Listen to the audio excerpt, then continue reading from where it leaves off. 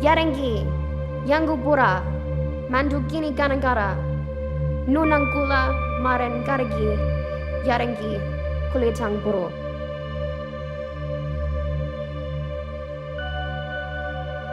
On behalf of my people, we welcome you onto Gunungara lands. Mr Deputy President, I move that leave be given to bring in a bill for an Act to amend the Water New South Wales Act 2014 to make provision with respect to the temporary inundation of national parkland resulting from the raising of the wall of Warragamba Dam and the operation of the dam for downstream flood mitigation purposes.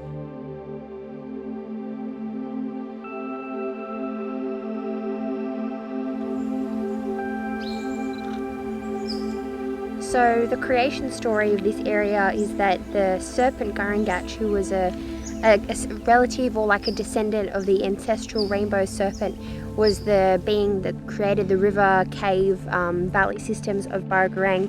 One day he was sunbaking underneath the water, and Mirigan the possum cat saw him under the water, and Mirigan was a fisherman. Mirigan liked to catch the biggest fish, so when he saw this massive snake under the water, he thought, well, I'd like a bite of that, and he chased him through the valley and through 11 different waterholes that were created during this fight, and Gunguluk is one of those waterholes. There are 15 waterholes, 11 have already been inundated, and there's 2 more that are threatened, and we've been custodians of this waterhole since time immemorial. So it's pretty significant to be losing when we've already lost 11.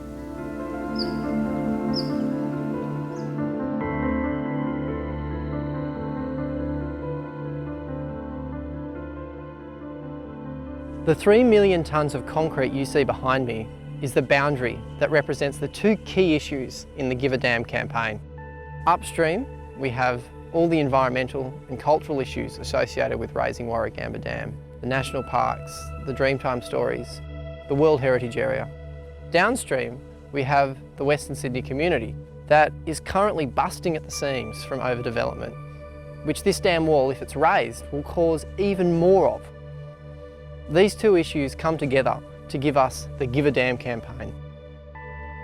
What the New South Wales Government want to do is raise the dam wall by 14 metres to hold back floodwaters during high rainfall events.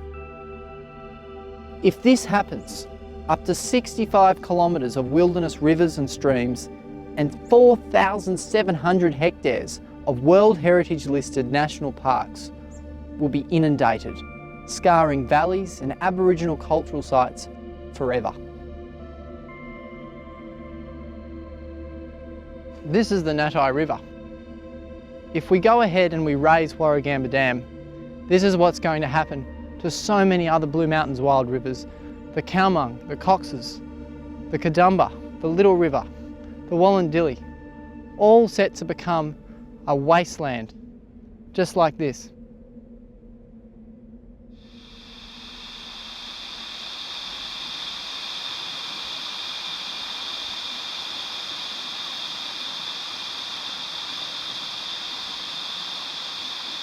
You can see it's, about 3 metres up above where the water is now. You've got casuarinas and then they stop. And you've got another, 10, 11 metres that could experience inundation, and all that's different species again. Even though they're talking about temporary flooding, just that happens once or twice in these areas and the biodiversity value is totally lost. All the weeds come in. You start to have dieback of certain types of trees which animals rely on. So you just lose, in the first flood, maybe the second flood, you've lost all of that World Heritage listed value, that ecological value.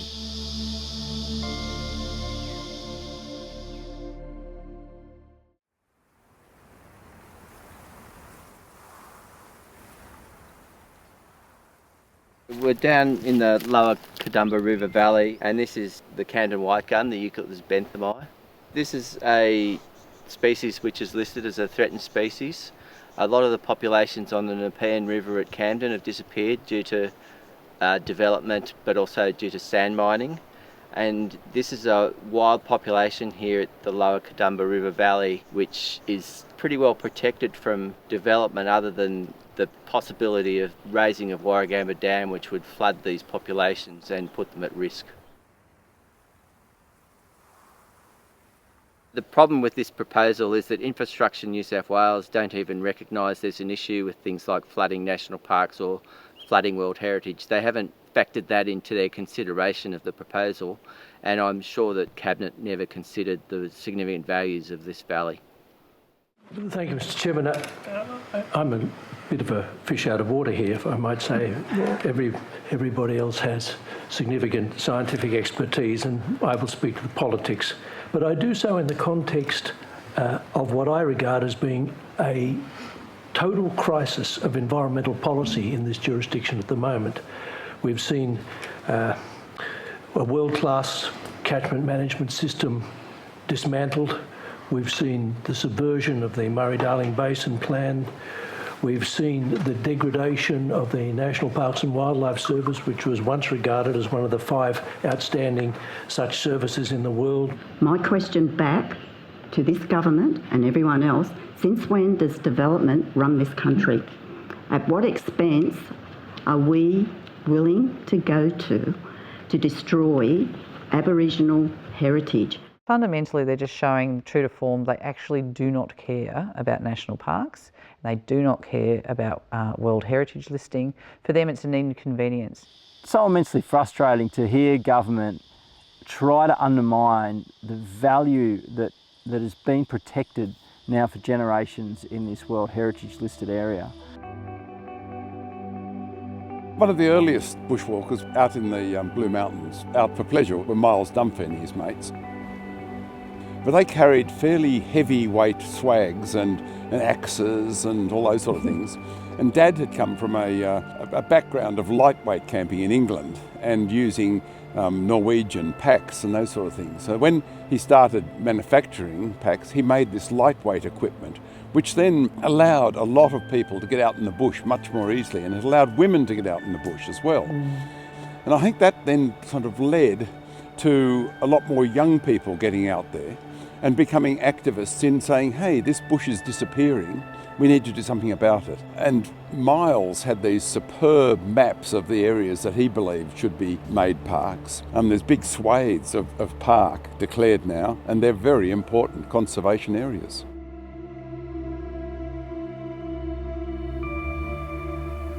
I can remember Mum and Dad being quite upset that all those lovely river flats of the Warragamba Valley was flooded when Warragamba Dam was built. We were down there camped, and I was learning to duck dive in the river, I remember.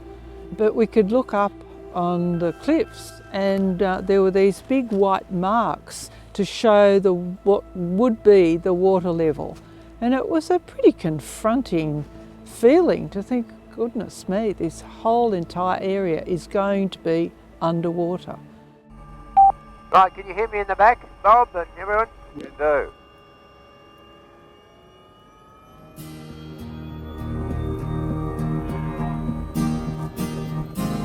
This is Raining on the Rock by John Williamson.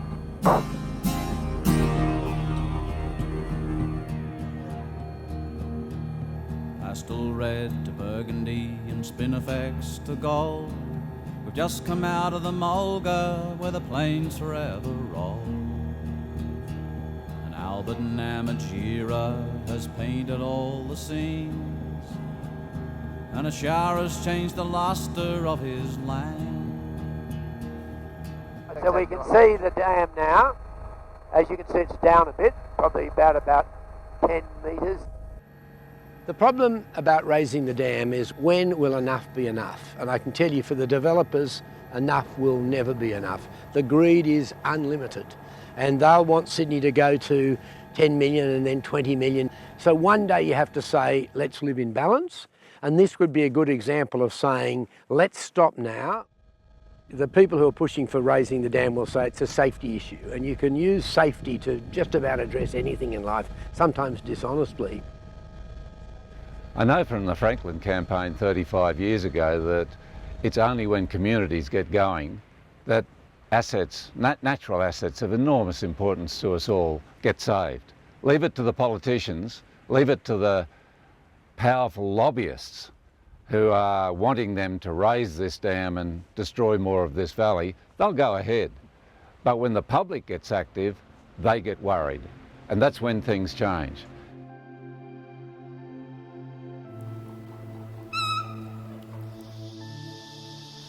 I think for so many people who live in Sydney, they're not even aware that we've got this thing called wild rivers right on our doorstep, right on the edge of the Sydney Basin. And I didn't know there was a Cowmung River until I heard about the plans to raise the Warragamba Dam wall and became aware that that would have a really massive impact on rivers like the Cowmung. And it wasn't until I came out here that I really understood what was going to be lost. There's just not many of these sorts of places left.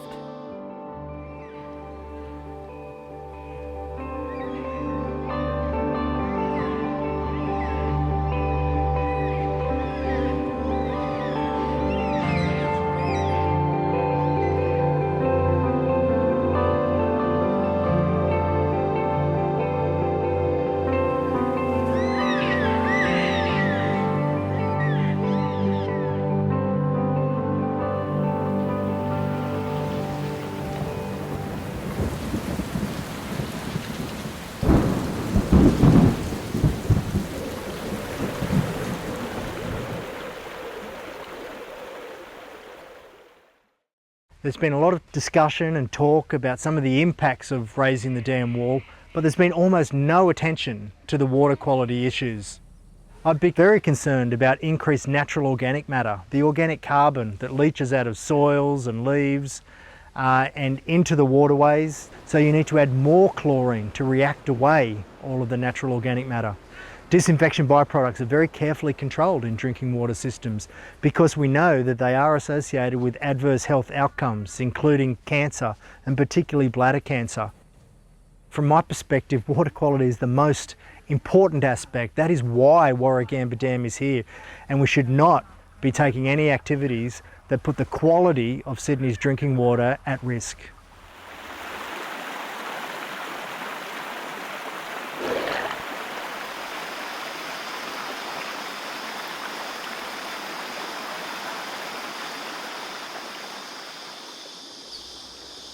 We've just come off the sandstone escarpment into the woodland of the Warragamba Valley. The trees that you see around here are some of the oldest old-growth forest in the Greater Sydney region. Their flowers, the hollows in them, and the dead branches that they drop on the ground provide for some of the rarest bird species in Australia. Eastern spinebill. Firebird nest just like that. Oh.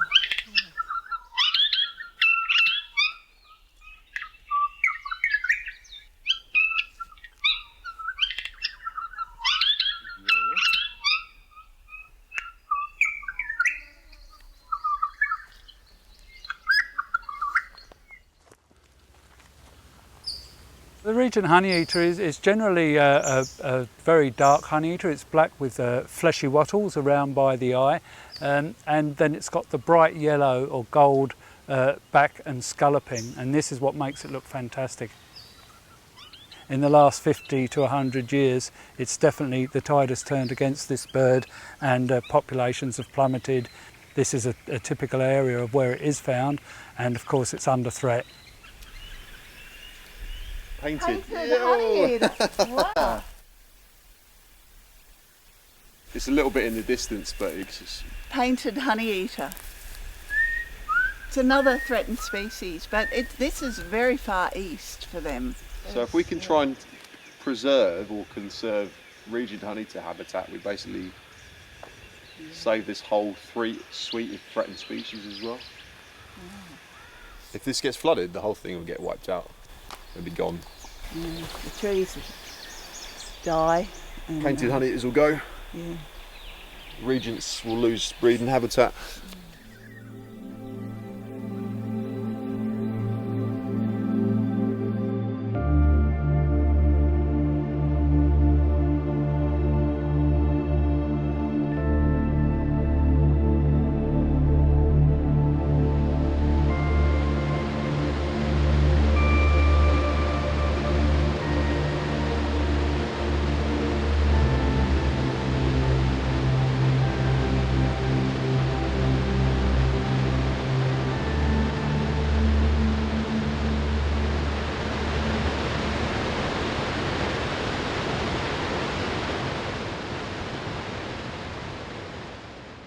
Penrith is about to become Sydney's newest waterfront suburb.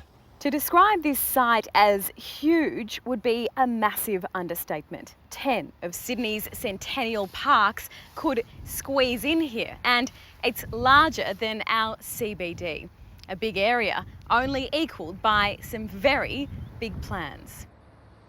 We know that there's a lot of development that they want to go in. We know that that development previously hasn't been allowed because it's risky. The idea that you just build the dam wall to deal with the current problems, but by the way, it lets us put another 130,000 people into the area, simply doesn't make sense.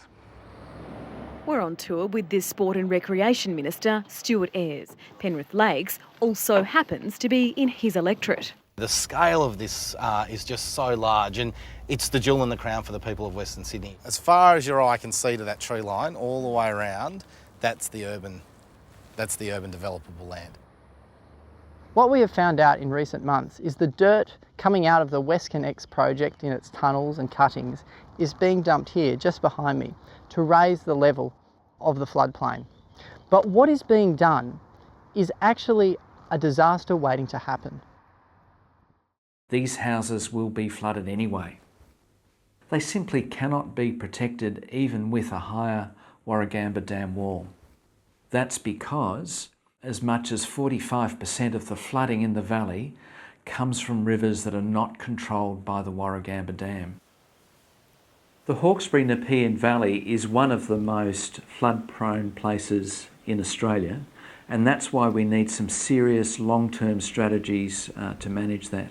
We can have thriving communities, healthy industries like farming, and good nature conservation that don't require destroying a national park and World Heritage area. No one's pretending that this problem isn't important and doesn't need to be dealt with. Flood risk is an issue. We've been building in areas that we shouldn't have been building for a very long time. But the question for the government is, are you going to double down on that and just let all of these extra people come and put more people in harm's way?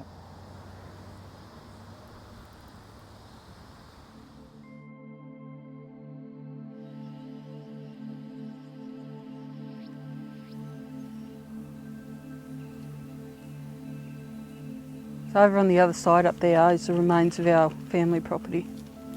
So I think there's still a tank stand, the stove, the bed, the steps. They were told that they had to leave because of the building of the dam wall, and my great-grandmother refused to leave and she was basically carried out. We're talking about the loss of hundreds of sites and I'd say thousands upon thousands of square metres of archaeological deposit.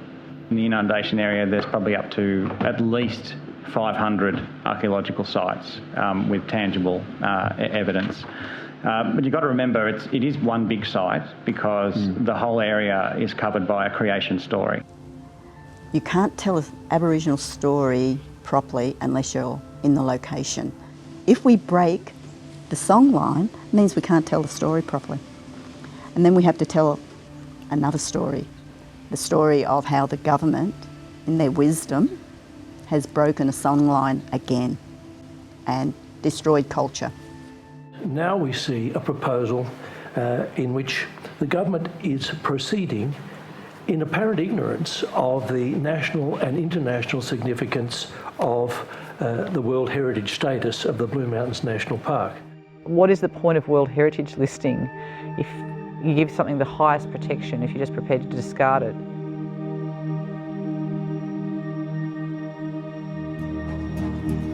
And it's raining on the rock. What an almighty sight to see. And I'm wishing on a postcard that you were here with me.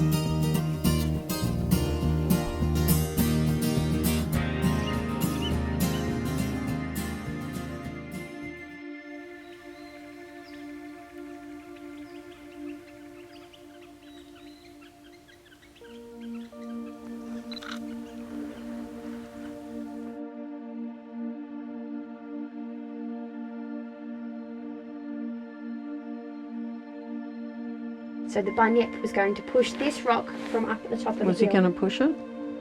No, he made an earthquake. He made an earthquake that was going to roll this down onto the camp.